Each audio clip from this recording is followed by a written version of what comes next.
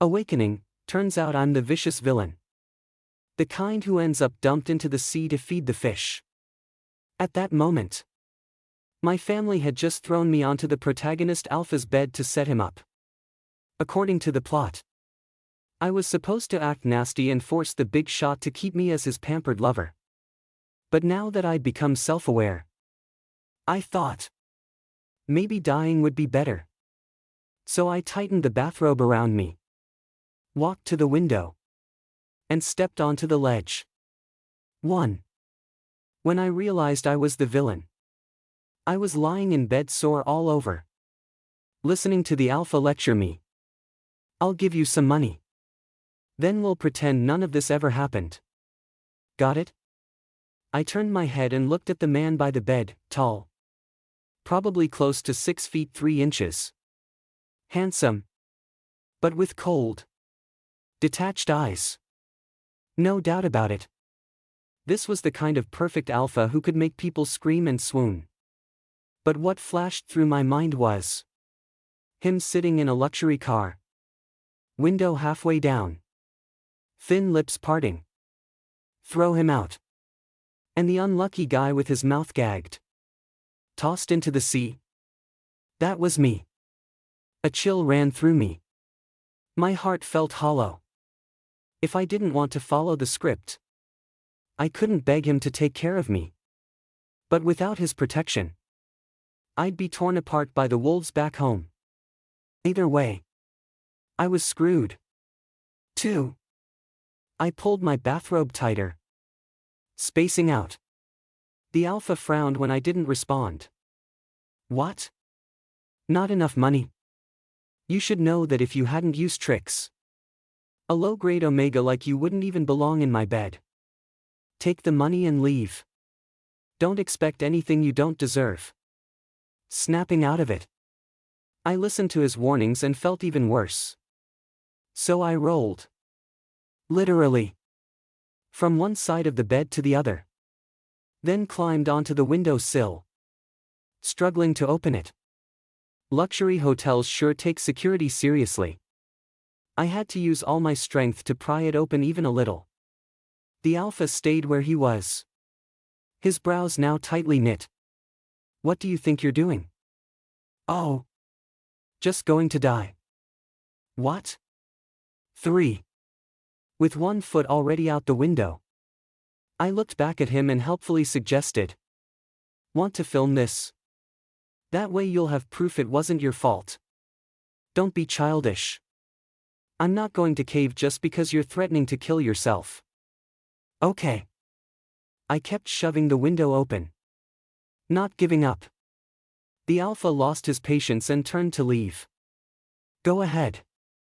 Saves me some money. Finally, the window opened halfway. I turned sideways and began squeezing myself through. Half my body out, freedom was in sight. Then, in the very next second, a strong hand yanked me back with no room for argument. You really want to die that badly? He threw me back onto the bed. My head hit and I saw stars. The Alpha who had stormed back stood there panting, clearly annoyed. Ah. I get it now. This was his turf. Me dying here would be bad for him. So I tightened my robe, slipped on my slippers. Don't worry. I'll go die somewhere else. Won't cause you trouble. 4. With that, I started walking out in my slippers, shuffling noisily. The Alpha looked at me, suspicious but no longer stopping me. I walked ahead. He followed behind. But when I walked out of the hotel and kept going straight toward the road, he finally caught up and blocked me. What do you really want?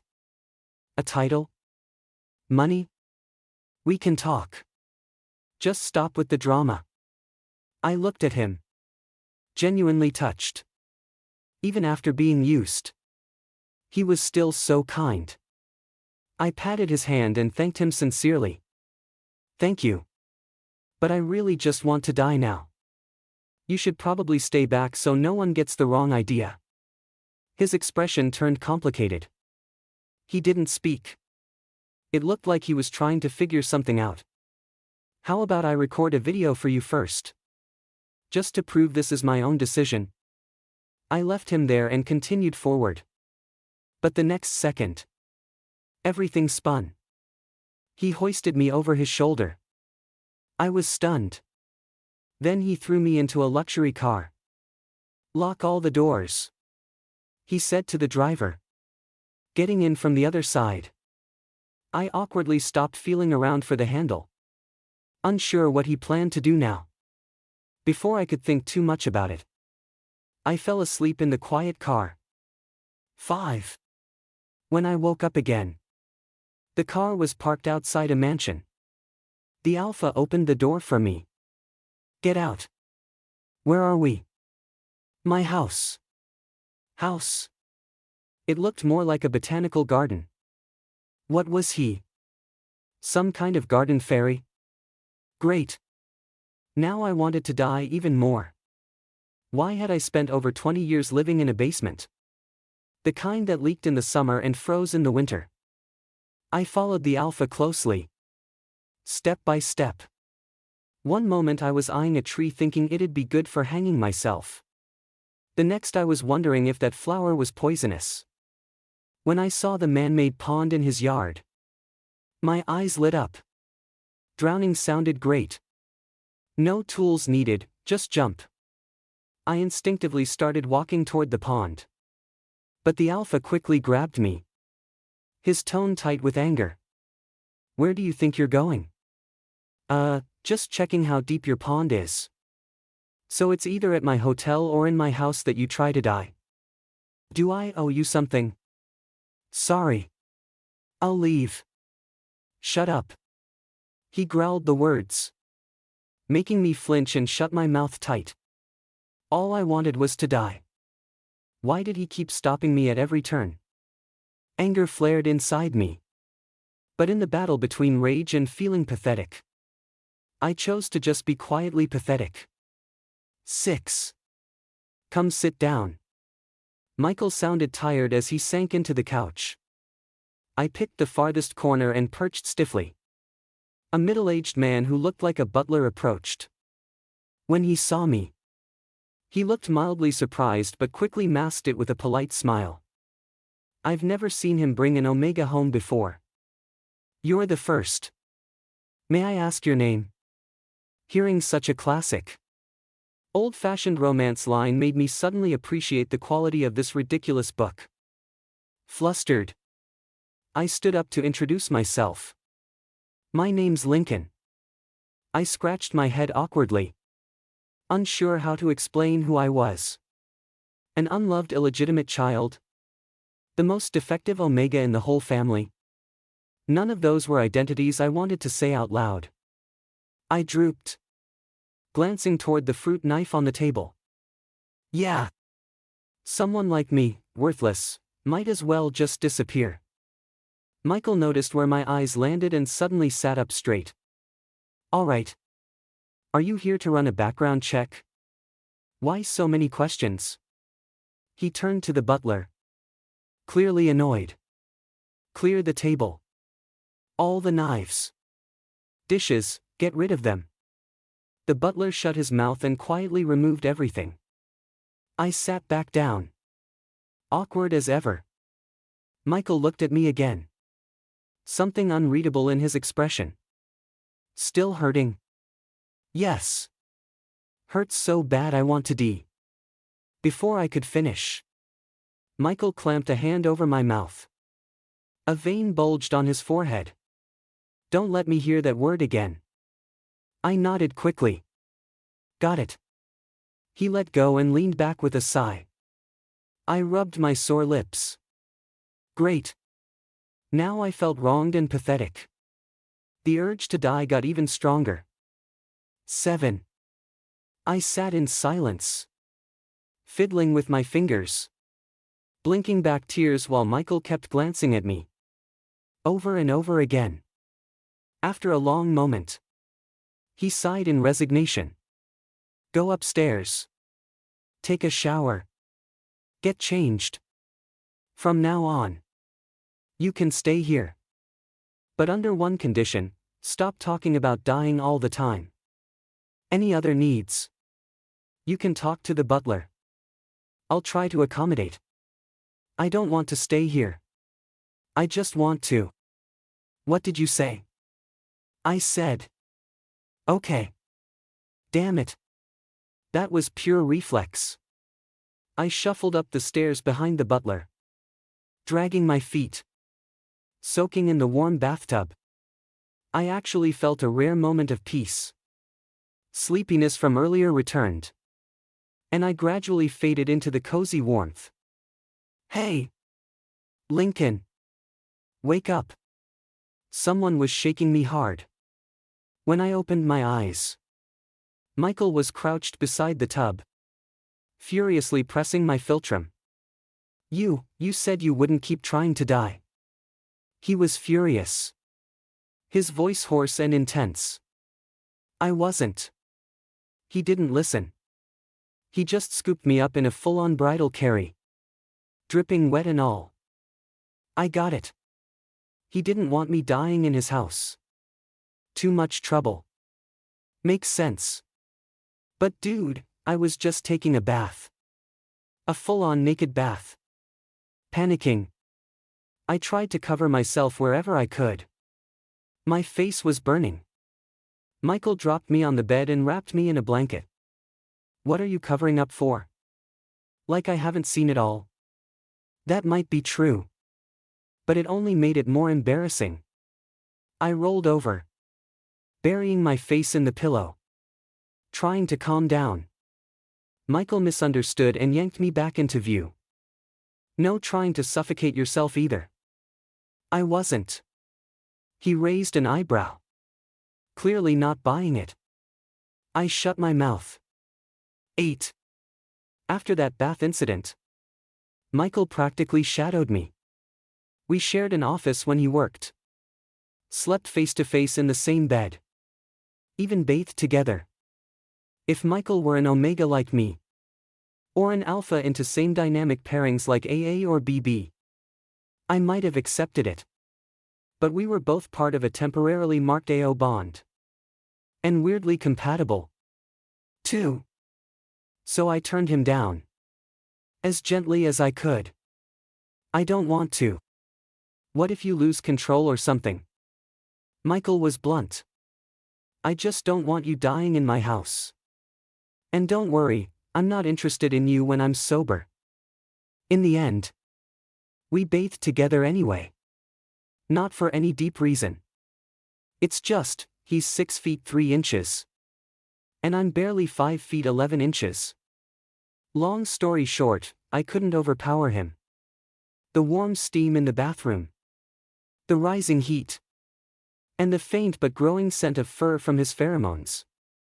I trembled, looking up at his poker-faced expression. For the first time, I dropped the honorifics. Michael, didn't you say you're not into me? Michael was honest. My bad. Sorry. But he didn't stop. 9. The next morning, I lay in bed staring at the ceiling, completely dead inside. Michael, fully dressed, walked over and kissed the top of my head. What are you thinking about? Thinking about D. He pinched my lips again. Gently this time. We agreed not to say that word anymore. Remember? Who agreed? Ha! I shoved his hand away and turned my back on him in a huff. Michael leaned in and whispered in my ear. You coming with me to the office today? My ears burned. I turned my head away. Nope. All right. Then. How about a goodbye kiss? To my surprise, he didn't force me to go. He just asked for a goodbye kiss. Only, I ended up with swollen lips. And he left for work looking refreshed and smug. Lying there in bed, I started to panic. Did I just get trained? Since when did a goodbye kiss seem like no big deal? I rolled around a few times before finally dragging myself up to wash. Downstairs. Michael was already gone. But there were a bunch of unfamiliar people bustling about. I asked the butler, "Sir, what's going on?" Still stuck in his fantasy novel setting. He gave me a perfectly fake smile. "Mr.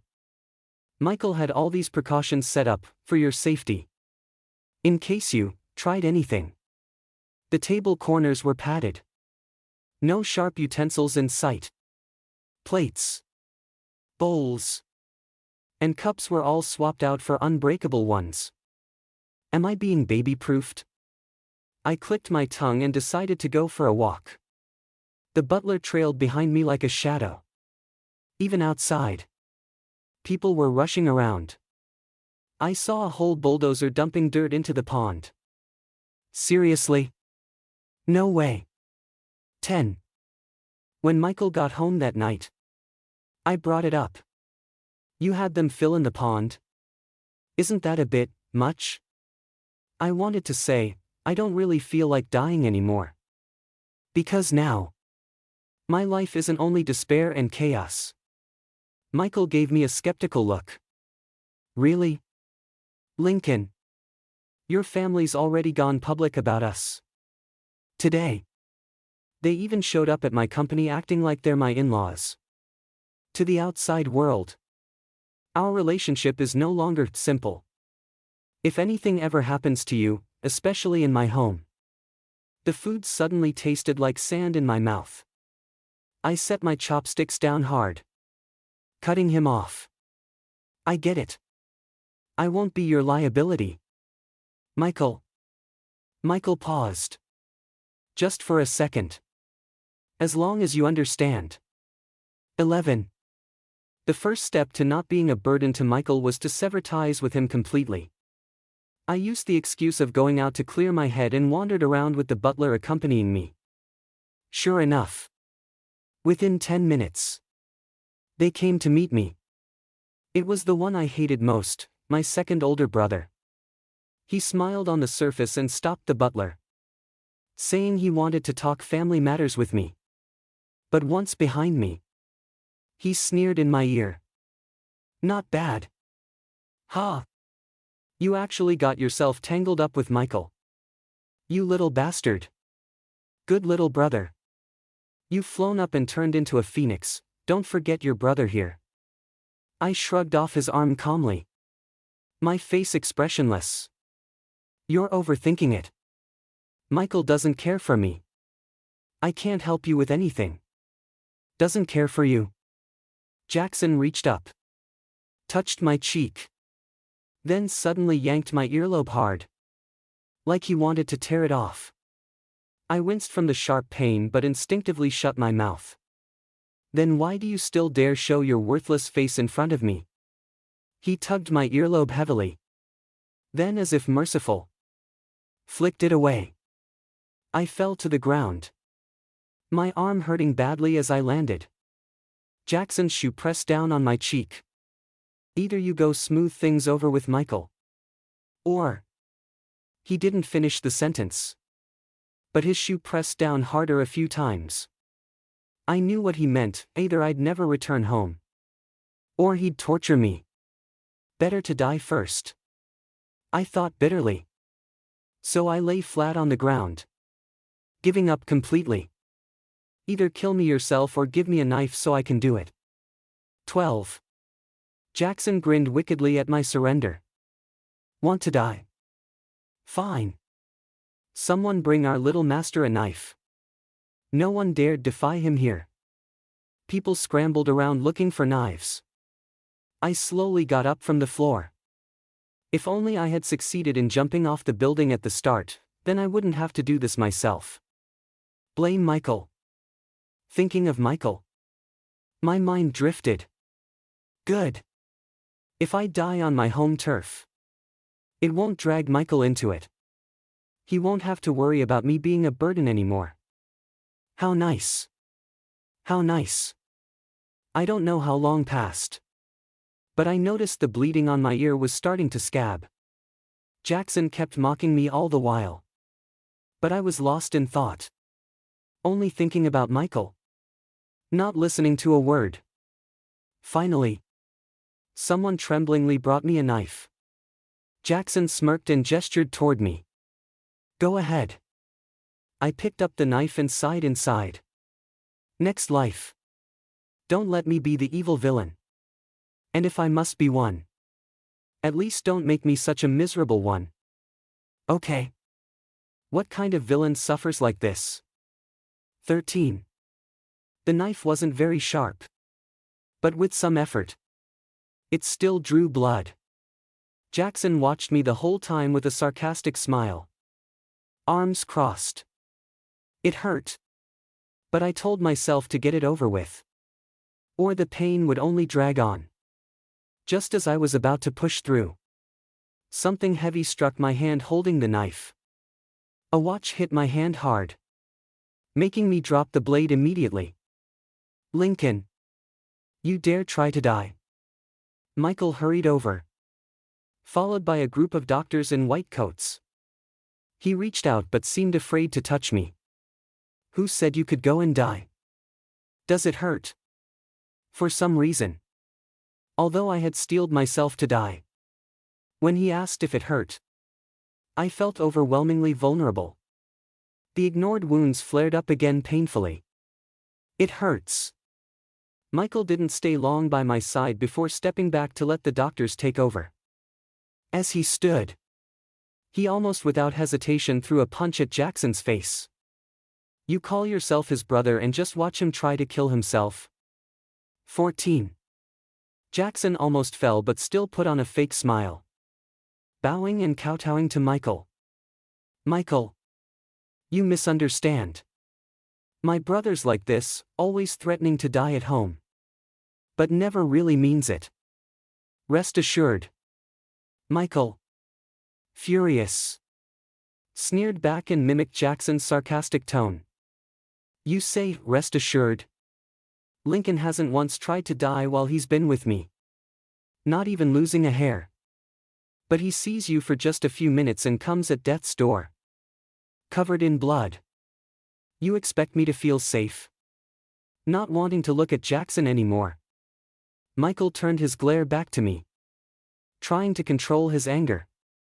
Suddenly, he asked coldly, what happened to your ear? Looks like it was ripped hard. Who did it? Michael stared straight at me. Voice calm but not really asking, it was more like a statement. I looked up at him. Tears welling but no words came out. A kid used to clamming up when hurt doesn't tell on anyone. Michael took a deep breath and nodded. No need to say more. I know. He turned his head away, voice trembling with anger. Jackson, you've done a fine job. 15. Though the wounds weren't severe, Michael kept me in the hospital for a whole month to recover. When I was discharged, I'd gotten noticeably rounder. In the car, Michael skillfully pinched a roll of soft flesh on my belly. Lincoln, how come you just won't gain weight? I rubbed my increasingly chubby cheeks and muttered unhappily. This isn't fat. I've already put on 10 pounds. Michael let go of my hand and affectionately nibbled my cheek. Not fat. Not at all. Strangely, ever since leaving that territory, Michael hadn't spoken a harsh word to me. If I wasn't dreaming, he was practically spoiling me now. But I was getting more and more anxious. Because in the story, there was a time when Michael and I actually got along well. Back then, I hadn't fully turned dark. And he wasn't completely ruthless. But later, unhappy with the small benefits I brought, he forcibly pushed me onto the bed of the main protagonist's brother, Michael's younger brother. Seems Michael is a shrewd and rational businessman, he won't even cut off his own leg for his partner. If the brother won't do, then switch to the younger one. But William is different, a hot-headed youth. Much easier to control. 16. But in the original plot, just as my family sent me to William's bed, Michael caught me red-handed. Even so, Michael just gave me a sum of money and kicked me out. After being thrown out, no one could tolerate me anymore. I truly became a stray dog. In the end, I took that money and walked down a path of no return. Hiring killers, framing others, I slowly turned into the very villain I once hated.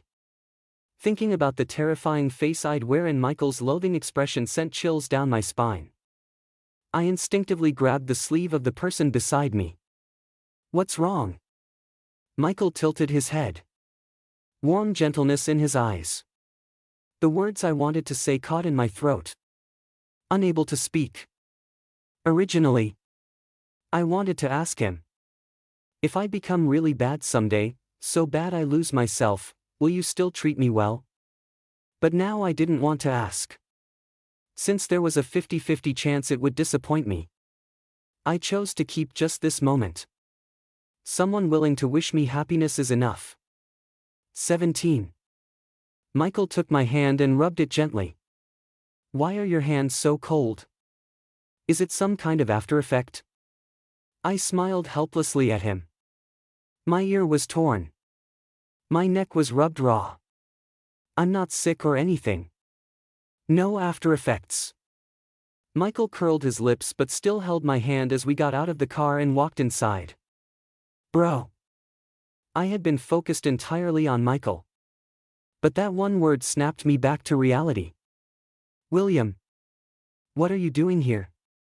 My face suddenly turned pale as I instinctively pulled my hand out of Michael's palm. Michael looked at me with confusion. And I forced out a vague excuse. "I'm feeling a bit unwell. I'll go in first." Avoidance was both shameful and useless. William ended up standing right in front of me. "So you're the Lincoln?" That didn't seem right. Before being forced onto William's bed, we had barely exchanged words. Even if he had seen me before, it was only as his brother's insignificant little lover. Someone he never bothered to glance at twice. "Yes. That's me." William looked at me with interest. "I heard my brother recently started targeting a certain company because of someone. Do you know anything about that?" My hand started trembling as I shook my head repeatedly. William clicked his tongue disdainfully at my pathetic state. "I haven't even said anything yet. And you're already this scared?" 18. He didn't know that when I saw him. What came to mind was the scene where he violently kicked and broke my leg bones. Then twisted my fingers backward until they snapped. I struggled to control the terror rising from the depths of my heart. Clutching my palm tightly. "It's okay if you don't know. I'll tell you now. My brother. This is the first time he's gone after a company for one person. I don't care what relationship you have with them. But I warn you, if you dare use my brother." William moved closer and whispered in my ear. "I'll make you taste what it's like to have all your limbs cut off. To live worse than death." My pupils widened. And my whole body trembled like a leaf. As if I'd actually been transported back into that scene. Don't hit me. I'll die myself." "Okay. I'll do it myself. Please. I'm really afraid of pain. I'll do it myself." "Okay." 19. In my mind, I kept repeating those words in a jumbled mess. While in reality, I panicked and felt utterly helpless. "Lincoln? Lincoln? What's wrong?" Michael finally appeared and half forced me into his arms as I staggered about. I clamped my mouth shut, afraid to make a sound. "William. What did you do? Why is he like this all of a sudden?" Michael's voice turned stern. Clearly angry. William played innocent but also suspected I was faking it. "I didn't do anything." "Bro. How can you be fooled by such a bad performance? Don't forget. He was forced on this side and is a defective Omega. He. Shut up. 20. Michael gently patted my back to calm me and soothe my panic attack. Once I was a bit steadier, he turned sharply to William, full of anger. He's the one I brought home. I worked so hard to protect and nurture him. And now, because of your baseless prejudice, he's gotten sick. William, are you doing this for my sake or just to provoke me? Probably never having heard such a harsh reprimand from his brother, William looked bewildered. No. Bro. You're serious. But he. Get out. Don't let me see you until you learn some manners. William shot me a hateful glance before storming out. Michael held me tightly, repeating, "I'm sorry," over and over. Sorry for what? Michael? Sorry your brother hates me. A parasite? Sorry you once ended my life with your own hands? Or sorry that we will eventually become strangers like in the book? Michael. Will you want to kill me too? I suddenly grabbed Michael's collar nervously, clutching the last straw as I questioned him. But my hands were shaking uncontrollably. Michael paused, then gently pressed his forehead to the side of my face. No. This time, I'm here to love you. 21. After that day, Michael acted strangely. He was still good to me, but it seemed like he no longer saw me as a lover. He took me to intern at his company and started teaching me from scratch. But I was clumsy and could only handle menial tasks like serving tea or carrying water. My supervisor was frustrated with me but dared not complain to Michael. Luckily, my conscience was intact. So I confessed to Michael myself. Don't let me be a burden. Your company needs brain work, I can't do that. Michael got angry and lectured me sternly. How would you know you can't learn if you don't try? Lincoln. Are you going to give up so easily? Don't you want to develop your skills and take revenge on those people yourself? Teaching a man to fish is better than giving him fish. I can't protect you forever. If I slip up, do you know how dangerous it will be for you? I appreciated his kindness, but I only just got a mediocre high school diploma this year. I really can't handle those genius-level jobs. High school? Wait. How old are you? 21. Then why? No one cared if I went to school. So I started elementary 3 years late. And I'm a defective Omega. Not a proper one. They don't expect much from kids with impure blood. So I had no good schools to go to.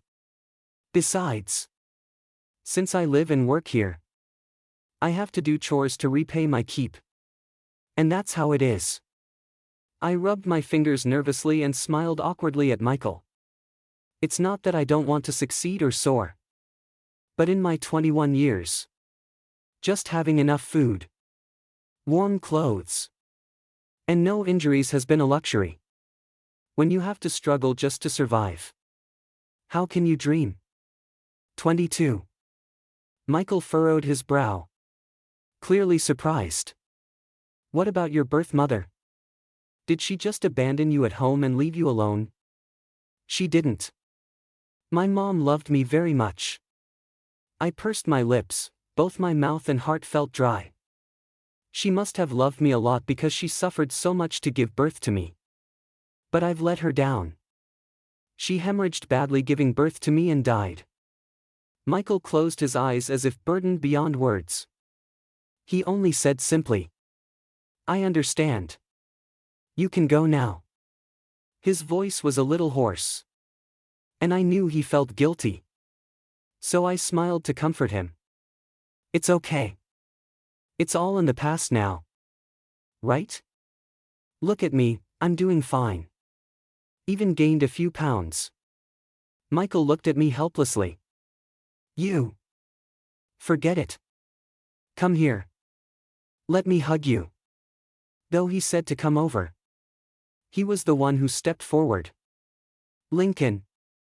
I'll raise you from scratch. How about that? 23. He really did start raising me from scratch. I was about to cry but had no tears as I tackled first-grade elementary school tests. Not even knowing where to start complaining. Fortunately, the elementary tests moved quickly. And after a few hours, I graduated smoothly to middle school. Just as I was studying hard, little schemes started brewing on the other side, threatening messages or Michael being fed new omegas. None of that was too bad. But the worst was that they even managed to involve Michael's powerful alpha father. That day, Michael locked me inside the house and faced off alone against that authoritative alpha. Michael. I'm very disappointed. I thought you were a rational, calm, even perfect successor. But what are you doing now? Sacrificing profits to target a company that could bring you benefits. All for one omega. And causing conflict with your own brother. Sorry, father. But I owe him too much. I have to repay. You owe him. He shamelessly climbed into your bed dreaming of rising high. He misled you into recklessly gambling the company. Why should he dump his troubles on you? Michael. You're the favored son with unlimited prospects. How can you let such trash block your path? The older alpha's voice was full of anger and frustration. But the younger alpha remained unmoved. Father. Lower your voice. Don't let him overhear and start seeking death again. It's always such a struggle to calm him down. And you can't call him trash. He's only 21. Still at the age of boundless potential and bright futures. You're insane. The child I was most proud of. Lost to a ridiculous omega. 24. Michael was silent for a while. Then lowered his voice to say something I couldn't catch. Even pressed against the door. After some time, the older alpha's voice disappeared. The door suddenly swung wide open. I was caught off guard and stumbled forward into Michael's arms. Rushing to throw yourself into my embrace. I looked up. Michael smiled lightly at me. Clearly, this was a teasing, affectionate remark, not the disdain described in the book. I awkwardly straightened up and scratched my head. Asking, so what did you talk about with Uncle? Nothing. Michael casually patted my head. Clearly not wanting to say more. But my curiosity only grew. Though I didn't want to pressure him to talk. 25. Lately, luck seemed to be on my side. As if the heavens were kind, just as I started nodding off. Someone handed me a pillow. I sat opposite Michael's father, nervously wiping the sweat from my palms. I never thought I'd one day sit next to a disreputable illegitimate child. A defective omega. At the same table. I grew uneasy and fidgety in my seat. Should I kneel on the ground then? The alpha remained calm but sneered at me briefly while sipping his tea. I laughed awkwardly. I'm joking. I know you're a father with a cold exterior but a warm heart and great wisdom. You wouldn't really do that, right? The older alpha ignored me and sipped his tea leisurely. I was itching all over and couldn't help standing up.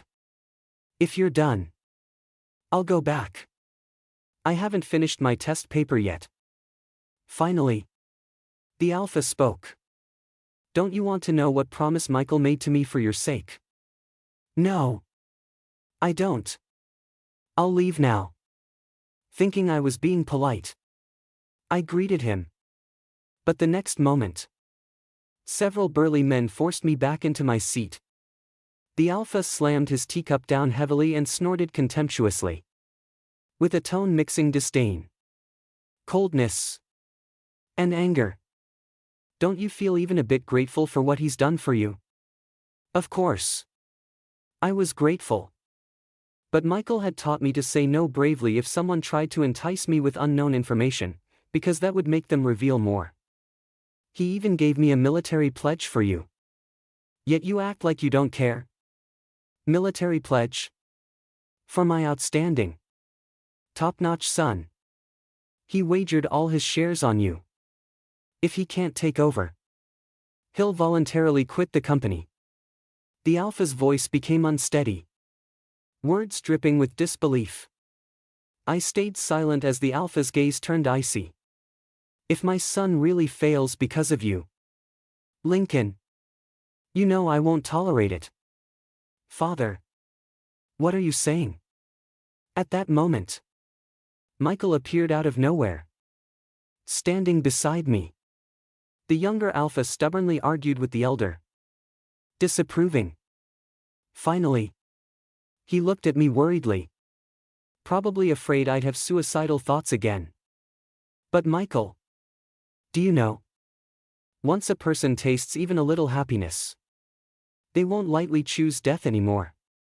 I stood up, shoulder to shoulder with Michael. I won't let him fail. Even if it costs my life, I'll make him win. The older Alpha clearly thought I was all talk and turned his head disdainfully. Michael took my hand firmly in his. This time, I was not only going to survive, I was going to live well. 26. Starting to study high school subjects. I finally felt the pressure. Every day I was either anxiously chewing on my pen or frustratedly pulling at my hair. Michael noticed my stress and made me milk and delicious food every day. At night, I vented my frustration on Michael, pressing on him angrily. Stop feeding me so much, or I'll crush you. Michael lay on the bed, hands behind his head, smiling leisurely without any sense of threat. Getting a little fat is good, it looks healthier. Only your enemies want you weak and frail. And I. He raised a hand and poked my belly. Just want to raise you into a little piggy. I pretended to be angry and punched his stomach. Who are you calling a pig? We cuddled and wrestled. But I was the first to lose and release pheromones. Michael just sniffed lightly. Lincoln, your pheromones are much stronger now. See? I've taken good care of you. No one will dare say Lincoln is a defective Omega anymore. Our Lincoln is clearly the sweetest, most fragrant Omega. EW. Whatever. I'm the strongest and smartest Omega. Okay. Who cares about sweet? I pretended to scold him but was already grinning ear to ear. Michael nodded happily along. Everything about our Lincoln is the best. I smiled back but suddenly felt tears sting my eyes hard. I leaned down, resting on his chest, fighting back the tears. Michael, why are you so good to me? Because you're Lincoln. No. The mood was too emotional, I was about to cry. I tried to make a joke to lighten it. No. I don't believe you. You must want something from me. Tell me what. So I can think about it. Michael laughed, his chest vibrations resonating through me. At that moment, I felt like our blood and flesh were merging into one. 27. What do I want? Let me think. I want to give you power, give you money, and then want you to still choose to love me even when you have everything. I clearly asked what he wanted, but every word he said was about giving. That really broke my tears defense. When I was beaten, I didn't cry. When I learned my life was miserable, I didn't cry. When I reached a dead end and decided to die, I didn't cry. But now, faced with tangible happiness, I cried uncontrollably. Michael gently stroked the back of my head, soothing me again and again with patience. After I finally cried myself out, exhausted, Michael teased me with a smile. Lincoln, you're so eager for me. You've soaked me with your drool. I wiped my tears and bit into his chest muscle. Yeah. I'm eager. I want to eat braised Michael. Michael gave me a half smile and said something ambiguous. Who's being braised? That's not certain yet. Pfft. Such a sly old fox. 28. Though he teased me verbally, Michael didn't treat me badly. After all, I was still a student with heavy studies. Michael helped pull some strings. And I'll be taking the college entrance exam again this year. This time, I walked into the exam room with confidence. No longer dazed and confused. After leaving the exam hall, parents were waiting outside, waiting for their family's future. For their child raised with love. I bounced out and tapped on the shoulder of a tall, young-looking man. Sir. Who are you waiting for? I'm waiting for my lover. Oh. What's your lover's name? Maybe I know him. My lover's name is Lincoln. I dramatically covered my mouth but only smiled with my eyes. What a coincidence, I'm Lincoln. Michael indulgently watched me being silly and played along. Really? Then be my lover. I threw myself into his arms, laughing wholeheartedly. Okay. Then let's be lovers. 29. The day I got accepted to a top university. Many were jailed for business and criminal offenses, including Jackson. I applied to visit him. Not to show off but to say a thorough goodbye to the past. Jackson glared at me through the glass. Lincoln. You just climbed onto Michael's back. Didn't you? Just wait. When I'm out, I'll make you pay. He grew more agitated. As if he wanted to break the glass and attack me. I sat calmly, watching his hysteria coldly. I'm waiting too. Jackson. Waiting for you to get out. So I can send you back myself. I stared at him unflinchingly, facing my bleak past. Jackson. As you wish. I will live recklessly and without reserve. Whatever you want. I'll meet you. Even if it kills me. I won't back down again. Jackson stared in disbelief. Then staggered backward. No. You're not Lincoln. You're not that loser. Who are you? Where's Lincoln? I ignored his madness. Stood up. And mouthed through the glass. That Lincoln is dead. Dead at every moment of despair. Reborn at every spark of hope. Broken and mended repeatedly. Now. I am Lincoln. 21 years old. With infinite prospects and a bright future. 30. Leaving the visitation area. Michael stood by the car waiting for me. When he saw me, he didn't ask questions, he just smiled and said, Hungry? Want to eat? Yeah. Let's eat. Let's love. Let's live boldly. As long as we don't give up. Life still holds unfinished hope. Epilogue, Michael. I'm Michael. A self-aware but plot-bound character maintainer. My mission is to play my role well and drive the story to its end. But recently, there's been a troublesome little world. It's the first world I've taken over with a romance plotline. Maybe because I'm inexperienced. This world has reset over a dozen times. Every time the villain was about to exit, the world collapsed and reset. But this time, something different happened. The troublemaking villain didn't follow the script, instead. He stood by the window. But villains can't die too early. I saved him carefully, avoiding breaking the plot by letting him die. At the same time, I secretly warned him, hoping he wouldn't continue with the story. It's a contradiction, isn't it? I should take measures to ensure the plot goes normally.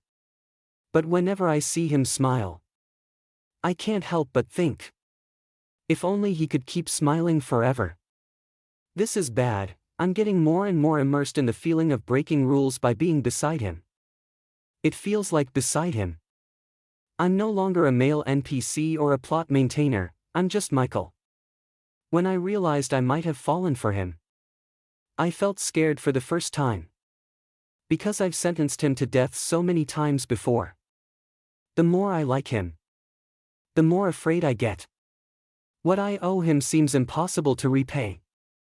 But the good news is, with his unusual behavior, the plot is increasingly off track. And the world hasn't reset. Suddenly, hope flared in my heart. Maybe this time, I don't have to kill him, I can love him. Maybe this time, we can be true lovers. Epilogue, God's perspective. Michael fell headfirst into love the first time he encountered a romance plotline. Unfortunately, he and Lincoln only had a brief time of loving each other. Bound by their roles, he could only watch his own coldness and others' harm push his lover further away from him. Why does the world collapse and reset every time Lincoln is thrown into the sea? It's not that the plot broke, it's that Michael broke. Every reset erases Michael's memories of love. Yet he stubbornly falls in love with Lincoln again and again. The plot reset too many times. And eventually, a glitch appeared. Lincoln, the source of all problems, awakened. From then on, their destined fate was completely shattered. The story of Lincoln and Michael begins to be rewritten.